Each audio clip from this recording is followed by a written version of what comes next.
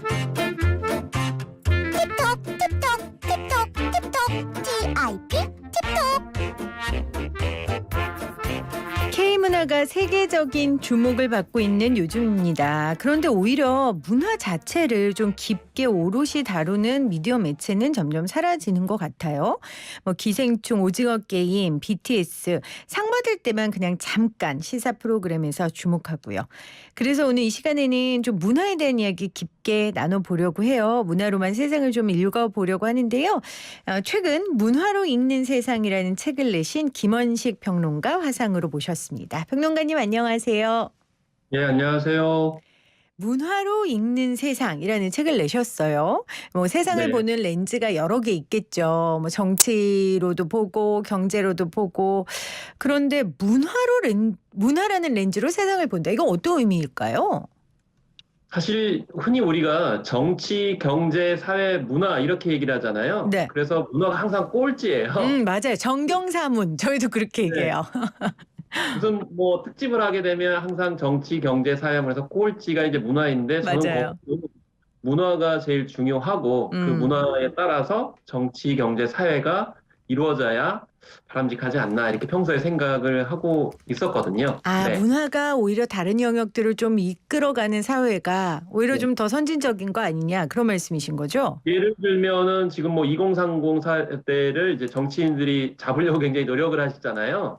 그러면 2030 세대가 어떤 문화적 가치를 공유하는지를 먼저 파악을 해야 음. 이 공약도 나오고 여러 가지 이제 다양한 이야기들을 할 수 있지 않을까 이런 생각. 음. 문화라는 게 사실 사람들의 마음, 사람들의 행동 양식을 오롯이 담아내는 그릇이니까 문화가 사회나 경제나 정치를 이끌 수 있다는 건 사람들의 마음이 제일 많이 담긴다는 뜻 아니겠어요? 굉장히 중요한 말씀이고요. 사실 우리가 뭐 이렇게 사전 검색해 보시면 문화에 대해서 굉장히 어렵게 나와요. 뭐 라틴어, 쿨투라에서 나와서 재배하다, 경작하다 시작을 해가지고 복잡하게 하는데 간단하게 말씀드리면은 어떤 사회의 사람들이 바람직하다고 생각을 해서 실천하는 현상, 음. 이거를 다 포함해서 문화라고 얘기를 하거든요. 네. 그렇게 하다 보니까 세대마다 좀 다르죠, 문화가. 왜냐하면 세대마다 중요하게 생각하는 게 다르니까요. 그리고 국가마다, 민족마다, 혹은 전통이나 현대마다 이게 다르기 때문에 사실은 문화적 다양성이 중요하고 자칫 잘못하면 이제 문화 간에 충돌이 발생할 수 있죠. 그렇기 음. 때문에 이시앤 피플처럼 이런 걸 중간에서 조율하는 방송 프로그램의 역할이 저는 굉장히 중요하다고 생각합니다. 알겠습니다. 이 책의 부제가 시사 프로에서 사라진 새로운 문화 이야기들이에요. 제가 앞서도 말씀드렸지만 한국의 문화 위상이 높아지고 관련 뉴스들도 쏟아지는데 왜 시사 프로에서는 문화 이야기를 집중적으로 예전보다 안 하는 걸까요? 안 하는 건 맞아요? 이게 일단 제가 봤을 땐 SNS를 포함해가지고 모바일 문화가 확산되면서 방송들도 굉장히 아. 이슈를 따라가기 바쁜 거죠. 그러니까 핫한 음흠. 이슈를 해야만이 사람들이 주목을 하니까. 그래서 아까 사례로 말씀드렸듯이 저 섭섭한 게 뭐냐면 평소에는 전혀 문화 현상에 관심이 없다가 예를 들면 뭐 기생충이 상을 받게 되면 그때 잠시 방송에서 이렇게 요청을 해요. 그다음에 오징어 게임 히트를 치니까 다시 또 그때만 관심을 보이고 또 이번에도 이제 다양한 현상들이 있었지만 이제 방탄소년단이 후보에 오르니까 당연히 또 그때만 부르고 평소에 관심이 없어요. 음. 그러다 보니까 어떤 현상이 벌어지냐면은 이 방송 사고도 나더라고요. 어. 예를 들면 이제 방탄소년단 팬들이 싫어하는 그런 보도를 갑자기 한다든지 음. 맥락을 모르기 때문에 그래서 음음. 평소에 관심이 있다 그러면은 그런 걸 잘 알 텐데 그래서 이 팬들이나 청취자나 방송 주체 입장에서도 평소에 쭉 관심을 갖게 되면은 서로 더 좋을 텐데 이런 점이 음. 좀 아쉬웠습니다. 그렇죠. 뿅 하고 기생충 오징어 게임이 나온 게 아니잖아요. 그리고 그게 한 번에 국제적인 인정을 받은 것도 아니고 그 맥락과 과정이 있는데 우리 매체들은 그 맥락과 과정보다는 정말 결과만을 보도하는 이런 보도 행태가 돼버린 것에 대해 안타까우신 것 같아요. 근데 이제 더구나 좀 더 안타까운 건 뭐냐면 그 방송에서 다룬 내용이 다 똑같아요. 그래요. 왜냐하면 그때 이슈만 그때만 다루기 때문에 음. 정해진 분량 안에 예를 들면 뭐 최대 길어봤자 10분? 그 안에 얘기할 수 있는 거는 굉장히 적거든요. 음. 그렇기 때문에 좀 뭐 악의를 가지고 그러시는 건 아니지만은 그런 상황에서 좀 안타깝다라고 생각이 들었어요. 네. 네, 그래서 이 책에 정말 다양한 문화 현상에 대해서 비하인드 스토리도 얘기해 주셨고 남들이 보지 못하는 것에 대한 분석까지도 써 주셨거든요. 그러니까 뭐 예를 들면 기생충 영화뿐만 아니라 뭐 제2의 기생충 포스트 봉준호를 위한 법은 뭐 이런 거라든지 여러 가지 이슈를 써 주셨는데 오늘은 좀 디지털 문화에 초점을 맞춰서 세상을 읽어보는 방향으로 인터뷰를 제가 진행하도록 하겠습니다. 디지털 덕에 지금 세상이 24시간 연결돼 있잖아요. 그래서 코로나19로 정말 사람들을 만날 수는 없어졌지만 오히려 온라인상에서 더 많이 만나고 이어지는 것 같아요. 그 실예가 브이로그가 코로나19 이후 많아졌다고요. 네, 일단 뭐 이 시간도 저희가 뭐 화상 맞아요. 예전에 상상도 못했던. 네, 이렇게까지 할 수 있는 건 어쨌든 디지털이 부정적인 점도 있지만 굉장히 긍정적인 점도 있고요. 한편으로 새로운 문화 현상들도 많이 일어나고 있고 그 세대 문화가 담겨 있기도 합니다. 대표적으로 말씀하신 브이로그가 여기에 해당이 되는데 우리가 아마 앞선 세대는 블로그까지는 아마 많이 익숙하실 거예요. 근데 브이로그는 뭐지? 라고 생각하실 수 있는데 간단하게 말씀드리면 V라는 게 영상물을 뜻하는 거고 그다음에 이제 로그는 블로그를 생각하시면 되겠습니다. 그래서 우리가 그냥 글자로 블로그에다 글을 적는 것이 아니고 자기 얼굴을 영상으로 찍어가지고 날마다 올리는 그런 컨텐츠를 브이로그라고 이야기를 하거든요. 그러니까 뭐 특별한 내용이 없어도 자기 네. 일상을 그냥 영상으로 담아내잖아요. 우리는 흔히 뭐 영상을 올릴 정도면 뭔가 대단한, 독보적인, 뭔가 정보와 지식이 많은 그런 컨텐츠를 올려야 값어치가 있는 거 아니냐라고 생각하지만은 지금 새로운 세대들은 그게 아니고 자기 일상 자체를 올리면서 여러 가지 그 사생활들을 오히려 공개하는 거예요.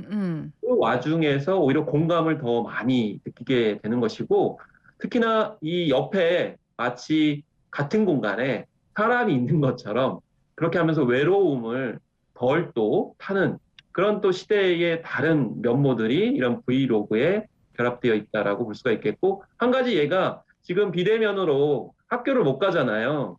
그러다 보니까 공부도 못하고 외롭기도 하고 좀 쓸쓸하기도 하니까 남의 브이로그를 틀어놓고 자기도 공부도 하고 뭐 책도 읽고 여러 가지 뭐 활동들을 하는 그런 코로나19 시대의 그런 SNS와 결합이 또 다른 이제 문화 양상들을 많이 만들어내고 있는 것입니다. 저도 SNS를 굉장히 활발히 하는 사람 중에 하나인데 브이로그는 사실 좀 잘 이해가 안 가더라고요. 그냥 자기의 일상을 나누는 거고 나의 그냥 평범한 하루하루를 왜 다른 사람한테 알려주고 싶지? 그거보다 더 이해가 안 가는 건 네. 왜 알고 싶지? 이게 있잖아요. 그게 저는 더 이해가 안 가더라고요. 이게 어떻게 이해해야 될까요? 정말 디지털 시대는 남의 인생을 자이든 타이든 속속 알게 되잖아요. 네. 물론 그런 영상 현상들을 알고 싶은 분도 있고 뭐 덜 알고 싶은 분들이 있지만 예전보다는 훨씬 더 그런 분들이 많아졌다라는 것입니다. 그래서 자기가 원하지 않는 정보를 올리는 건 분명히 개인의 침해, 사생활 정보 침해지만은 자기 스스로 생활을 공개한다는 것은 굉장히 좀 인간적인 면 그리고 모든 걸 공유하고 싶어하는 또 다른 어떤 욕망이네요. 가치관 분들이 많아졌다라는 뜻인 거거든요. 그래서 지금 현재 2030 세대들은 제일 중요하게 여기는 것이 소통, 소탈함, 투명함 이런 것을 이제 많이 선호하기 때문에 그런 가치관의 변동에 따라 가지고 이런 브이로그 현상이 많아지는 게 아닌가 이런 생각이 좀 많이 들고요. 심지어는 공부하는데 오늘 뭐 50쪽부터 120쪽까지 나갔다 이거 공개하면서 같이 공부하는 모습 이런 걸 보면서 야 SNS가 이런 식으로 건전하게 활용될 수 있구나 이런 생각도 좀 많이 했습니다. 그러니까 저는 그냥 나 자신을 보여주는 것 아니면 남의 일상을 보는 것이라고만 생각했는데 단편적으로 이게 네. 결국 소통의 수단으로 사람들이 하는 거군요. 소통의 문화가 된 거군요. 사실은 어떤 컨텐츠가 독보적이고 남다르다라고 하는 것을 부각하려면은 뭔가 인위적인 게 들어가요.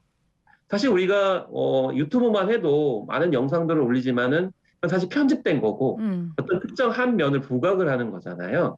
근데 브이로그는 그렇지가 않아요. 그냥 날 것 그대로 거의 편집이 없는 상황에서 자신을 이제 보여주는 거기 때문에 오히려 좋은 반응들을 얻는 거고, 사실 그 과정을 통해서 일종의 저는 힐링하는 과정이 아닌가 이런 생각이 좀 들기도 하거든요. 그래서 우리가 흔히 생각하는 뭔가 강력한 감정적인 그런 호소가 있어야만 힐링이 된다라고 생각을 하지만 그렇지가 않고요. 그런 연장선상에서 보면은 뭐 불멍을 한다든지, 그러니까 불을 보면서 멍을 때린다든지, 이런 것은 이제 자연 현상을 보고 이제 멍을 때리고 약간의 힐링을 하는 거지만은 다른 생활의 삶을 보면서 또 힐링하는 면모들이 이 브이로그 현상에 좀 담겨 있는 게 아닌가 생각이 듭니다. 네. 네, 대부분의 문화 현상이라는 게 명과 암이 있잖아요. 지금 네, 말씀하신 것처럼 소통의 일부일 수도 있는데, 그래서 연예인이나 정치인이나 혹은 뭐 유명한 분들이 SNS에 자신들의 일상을 사진이나 글로 남겨요. 그것까진 개인의 자유인데, 문제는 이제 기존 매체들이 그걸 바탕으로 기사를 씁니다. 그러니까 네. 발랄하게 쓴 내용을 궁서체로 아주 진지하게 기사로 내요. 이러다 보니까 이게 제2의 제3의 확대 논쟁이 되는 것들도 현실이잖아요. 네.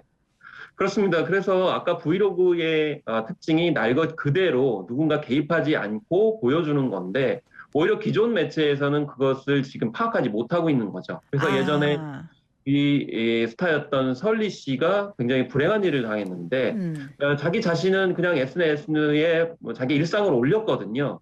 그런데 그 매체가 일부 부분만 편집해가지고, 특히나 음. 뭔가 문제가 있는 사람인 것처럼 이렇게 어떤 인식의 틀을 만들어가지고 몰아갔거든요. 그래서 실제로 그 SNS를 본 사람들은 설리가 그런 사람이 아니라는 걸 아는데, 매체에 나온 이미지와 기사만 보면 이상한 사람인 것처럼 확산이 되다 보니 그것이 굉장히 정신적인 부담감과 스트레스를 많이 줬다고 합니다. 음. 그렇기 때문에 그 SNS 현상을 과연 누가 이렇게 왜곡하고 일정한 방향으로 몰아가면서 일종의 비즈니스를 하는 것인지, 여기에 대해서 좀 굉장히 인식의 흐름이 좀 바뀌어야 된다고 생각이 들어요. 그러니까 새로운 문화 현상인데 기성 매체들은 기존의 문법으로 이걸 해석하고 보도해 버리니까 맥락과 네.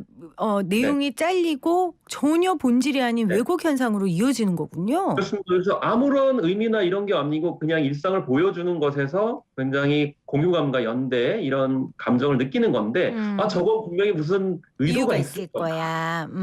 뭐 다른 맥락이 있을 거야. 심지어는 뭐 어떤 그 활동을 하는 것이 다른 목적을 가지고 이득을 취하려고 하는 걸 거야라는 그 해석을 자꾸 하다 보니까 음. 음모론으로 자꾸 빠지게 되고, 음. 그러면서 이게 피해가 일반인들한테까지도 이제 미치게 되는 현상들이 벌어지기 때문에 지금 SNS 현상의 가장 큰 특징은 일반인과 유명인, 방송인과 뭐 일반 시민과 구분이 안 되거든요. 그러니까요. 네, 저도 그 이야기를 지금 해보고 싶었는데 최근에 송지아 씨죠. 송지아 네, 씨의 그 가품 논란 그것 네. 때문에 굉장히 문제가 됐었어요. 일단 이건 어떻게 우리가 이해해야 돼요? 일단은 일반인이 셀럽이라고 하는 뭐 인플루언서가 되는 과정이 굉장히 쉬워졌다는 음. 거고, 그 쉬워지는 과정에서 굉장히 조심해야 될 점이 많아졌다라는 걸 거꾸로 이야기합니다. 우리가 소위 말해서 그 유튜브가 굉장히 뭐 수익이 많아질 것을 보니까 굉장히 일반인도 많이 참여를 하시거든요. 그런데 이번에 굉장히 우려스러웠던 게 뭐냐면 가품을 가지고 방송을 했어요. 음. 근데 그 유튜브 방송이 럭셔리 판이었거든요. 그러다 보니까 약간 그 명품들을 주로 많이 등장을 시켰는데, 지금 세대들은 굉장히 공정한 거, 음. 진정성, 속이는 걸 굉장히 부정적으로 생각을 하거든요. 그런데 그 가품을 입고 나와가지고 전반적으로 다 구설하면서 막대한 이득을 취했거든요. 아, 그러니까 그게 그냥 일반 방송이 아니고 명품을 컨셉으로 한 방송이었던 예. 거예요? 아, 근데 이게 그러니까 지금 더 비난을 했군요. 모순이 발생을 한 것이죠. 음. 그래서 그 SNS 플랫폼이라는 것이 누구나 다 활동을 하면서 좋은 반응을, 그러니까 좋은 콘텐츠를 보여주면은 인기도 얻고 뭐 그다음에 수익도 굉장히 많이 얻을 수 있지만, 한편으로는 맞아요. 일반인조차도 진정성을 속이면 음. 결과적으로 굉장히 순환을 당할 수 있고 책임을 굉장히 엄하게 물을 수 있는 그런 SNS 문화가 형성이 됐다는 거를 잘 모르시는 거죠. 왜냐하면 성공 사례만 너무 많이 매체에 많이 나오거든요. 그 네. 이면에 주의해야 될 점이라든지 어떤 식으로 많은 그 대중심리가 작동하는지를 정확하게 알려줘야 되는데 그렇지 못하다 보니까 이런 사태가 불거지고 있는 것 아닌가라는 생각이 들었습니다. 근데 얼핏 들으면 굉장히 공정하고 자체 검열을 할 수 있는 시스템이라는 생각이 들지만 이게 과연 정말 좋은 문화 현상일까라는 생각은 들어요. 일단은 이게 또 역설인데요. SNS 같은 경우 규제 없이 누구나 참여를 해가지고 의견 개진을 할 수 있고 콘텐츠를 올릴 수가 있죠. 그런데 여기에 경계 구분은 사실 필요합니다. 음. 왜냐하면 그 특정 사안에 대해서만 지적을 하면 괜찮은데 너무나 이제 신상털기가 횡행을 하게 되는 그러니까 너무 많았죠, 그런 사례가. 문제가 되는 것이죠. 그래서 가품을 가지고 SNS 활동한 것 자체에 대해서 책임을 묻는다. 예를 들면 출연을 당분간 하지 않는다든지 아니면 그 부정한 방법으로 수익 얻었을 경우에는 그거를 사회적으로 환원한다든지 음음. 공적 가치를 유지하고 제기하면 상관이 없는데 개인의 예전에 불필요한 그 신상 정보를 다 공유하는 것은 범죄 행위거든요. 가족에 대한 비난까지도 한다고 예. 하더라고요. 그리고 가족들은 사실은 연좌제 당할 이유도 없는 것이고요. 그리고 어떤 분들은 뭐그 알 권리를 많이 말씀하시는데 다시 한번 강조드리면 알 권리는 공공의 사안에 대해서 국민들이 꼭 알아야 될 부분, 특히 이 공적 행동에 관련된 부분에 한정돼서만 알 권리가 적용되는 거기 때문에 사생활에 특히 가족에 관련된 부분들은 좀 조심을 하셔야 되는 측면이 있어서 SNS의 의견 개진, 표현 문화는 굉장히 중요하고 자유롭지만은 그에 대한 책임도 생각을 하셔야 된다. 특히 아무리 잘못을 한 사람이라 하더라도 그걸 분리해서 접근하지 않으시면은 오히려 제기한 분들이 나중에 화를 당할 수 있는 그렇죠. 그런 독특한 구조를 가지고 있다는 것입니다. 지금 독특한 구조라고 하셨는데 문제 제기하고 과도하게 비난한 분들의 신상도 얼마든지 털릴 수 네. 있는 그런 플랫폼도 마련돼 있고 환경과 문화가 형성돼 있다는 거 그거 잊으면 안 될 것 같아요. 네, 그렇습니다. 지금 현재 SNS라고 하는 새로운 미디어 문화의 특징이 뭐냐면 누구라도 참여를 해가지고 누구라도 주목을 받을 수 있는 가능성이 높아졌습니다. 근데 그게 자기 의사가 아니고 타의에 의해서 주목을 받을 가능성이 높아졌고 심지어 굉장히 잘 지적하셨는데 심지어는 그 어떤 특정 대상에 대해서 문제 제기한 사람이 나중에 유명해져가지고 그 사람이 오히려 신상이 털리게 되는 이게 물리고 물리는 그런 상황들이 벌어졌거든요. 그럴 때일수록 굉장히 서로 누구라도 이제 조심을 해야 되는 그런 일종의 가이드라인이나 그런 자체적인 기준들이 이 SNS 문화에서는 많이 필요하지 않나 이렇게 생각이 듭니다. 근데 그 SNS라는 게 뭐 법적 규제 한계도 있고요. 그리고 그게 정말 SNS 상황에서 필요한가라고 생각하는 분들도 계시기 때문에 이용자들이 정말 문화적 함량과 의식을 높이는 게 가장 첫 번째라는 생각이 드네요. 일단은 이용자들의 행태나 행위도 중요하지만은 이제 그거를 운영하는 플랫폼 운영자들의 태도가 제일 중요한 듯 싶습니다. 플랫폼 왜냐하면 운영자들. 예, 사실 뭐 많은 시민분들, 국민분들은 건전한 상식과 또 이 사회가 더 바람직하기를 바라거든요. 그런 차원에서 문제 있는 사람들한테 댓글도 달고 비판도 하는 것입니다. 근데 그게 과도하게 넘을 수도 있는 거기 때문에 그 과도하게 넘을 때는 플랫폼 운영자가 굉장히 걸러줘야 되거든요. 맞아요. 근데 방치를 해요. 왜냐하면 플랫폼 운영자들은 많은 사람들이 와서 게시물 올리고 반응을 보여주면은 수익도 많이 창출되고 광고 단가도 올라가거든요. 그래서 누가 그걸 방지하는지 그걸 봐야 됩니다. 특히나 문제가 될 만한 사람들을 인위적으로 픽을 해가지고 그걸 뭐 논란이 되도록 막 올려놓거든요. 심지어는 어떤 특정 아주 그 사소한 커뮤니티 내에서 몇몇 사람만 본 사안을 갑자기 그걸 퍼와가지고 아니면 링크를 시켜가지고 심지어 언론사들은 그거를 기사로 제조해가지고 많은 사람들이 보는 데다 올리거든요. 그래서 이게 문제가 불거지지 않을 부분들이 왜 확대 재생산되는가? 또 다른 비즈니스를 위해 가지고 건전한 그런 문화들을 활용하고 이용하는 사람들은 누군가? 이런 점에 있어서 좀 국가기관 등에 대해서도 좀 더 제도적인, 법적인 조치들이 많이 이루어져야 되면서 건전한 문화를 많이 만들어 가야 되는 과제가 있습니다. 그 제가 아까 자정 능력을 강조했는데 이제 그러기에는 SNS 문화가 너무 커지고 힘이 세졌다는 걸 좀 인정하고 플랫폼 업체를 컨트롤할 수 있는 자체적인 그 법적 기준들이 좀 마련돼야 되겠다는 생각이 드네요. 네, 그래서 플랫폼이 잘못했을 때는 독일 같은 경우에는 이제 가짜 뉴스 방치했을 때 몇백억 원을 이렇게 부과하는 사례가 있었거든요. 네. 근데 우리 사회 같은 경우는 그렇지를 못합니다. 그래서 일부러 가짜 뉴스를 퍼뜨리는 그런 음. 언론사들도 있고 또 그런 콘텐츠를 양산하는 것도 많기 때문에 물론 이제 법이 전부는 아니지만 저는 문화적 인식도 바뀌어야 되지만 그거를 더 촉진하기 위해서는 잘못한 것에 대해서는 벌을 주고 잘한 것에 대한 촉진하는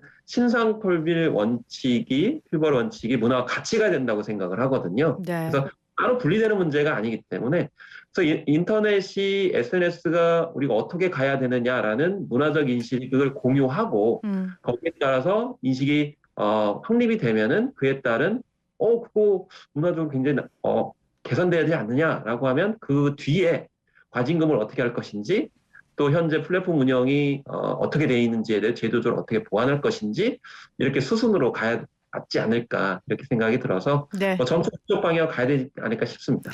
알겠습니다. 자, 오늘 문화로 좀 심도 있게 세상을 살펴봤습니다. 문화로 읽는 세상을 출간하신 김원식 평론가와 함께했어요. 평론가님 새해 복 많이 받으세요. 네, 복 많이 받으세요. 청취자분들도 모두 복 많이 받으십시오.